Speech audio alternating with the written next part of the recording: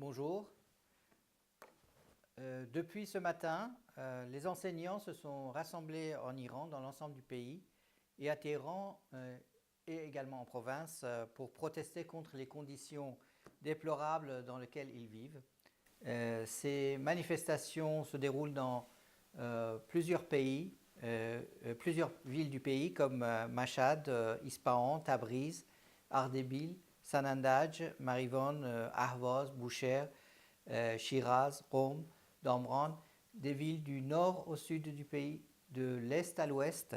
Et à Téhéran, 6000 enseignants se sont réunis à 9h30 du matin devant le Majlis, le Parlement des Mollahs. Et malgré que depuis le petit jour, des pastarans et des services de renseignement du régime se sont implantés sur leur parcours pour empêcher que, par divers moyens, empêcher qu'ils puissent parvenir à se regrouper. Et les manifestants dans l'ensemble du pays portent des pancartes dans lesquelles on pouvait lire libérer les prisonniers, libérer Rasoul Boudari, enseignant emprisonné. Les enseignants sont vigilants et ne supportent pas les discriminations, ou encore l'éducation libre et égale pour tous les enfants de la nation. Les enseignants crient, les médias censurent et arrêtez de privatiser les écoles et de marchander l'éducation. Ces manifestations se déroulent alors que le guide suprême du régime, Khamenei, avait asséné la veille que les enseignants ne prennent pas conscience des complots de l'ennemi et de ceux qui en veulent au régime islamique et qui cherchent, sous le prétexte de problèmes sociaux des professeurs, à lancer des slogans de dissension suivant une ligne politique et créer des problèmes au régime. Il voulait par là prévenir les rassemblements et donner son feu vert à leur répression, et il a échoué avec les manifestations qui se sont déroulées aujourd'hui. Il y a eu des mesures également entreprises depuis hier contre les enseignants pour empêcher ces manifestations. Des agents ont essayé, par la menace et par des arrestations, de faire obstacle dans tout le pays. Le 6 mai, le ministère du Renseignement, la sinistre VEVAC, a forcé le secrétaire général et le porte-parole de l'Union des enseignants iraniens en les menaçant de 10 à 9 ans de prison s'ils ne démissionnaient pas et qu'ils n'annonçaient pas l'annulation de ces rassemblements.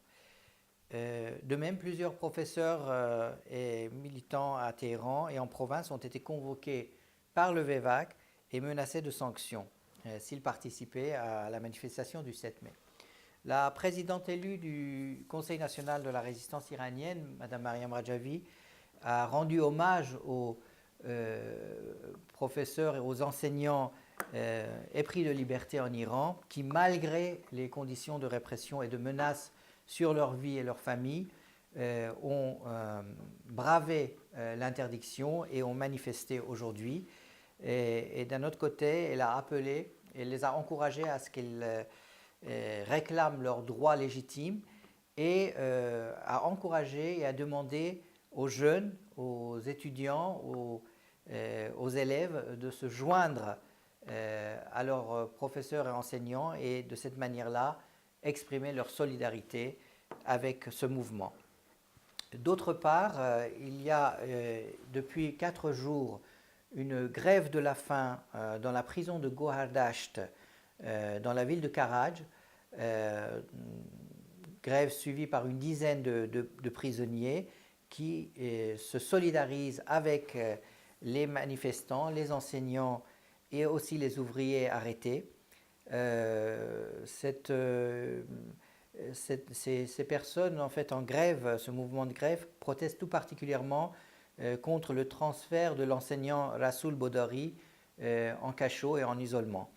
Ils protestent également contre l'arrestation d'Ebrahim Madadi et de Davoud Razavi, 2 responsables du syndicat des chauffeurs de bus de Téhéran, et contre les arrestations des autres enseignants et travailleurs, dont ceux de la compagnie du pétrole Azadegan.